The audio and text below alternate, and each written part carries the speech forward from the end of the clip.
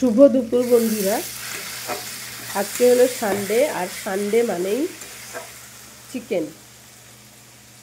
তো আমি একটু মশলা করে নিয়েছি।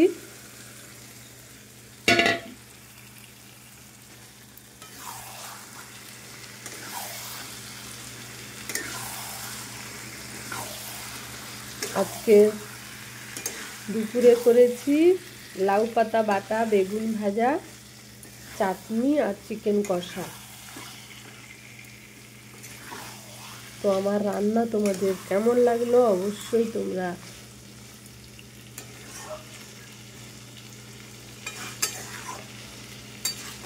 কমেন্টে জানাবে। এখানে ভেজে রেখেছি নতুন আলু দিয়ে চিকেন কষা আর রুটি। কে কে খাবে তাড়াতাড়ি চলে আসো। চলো, বাই বাই।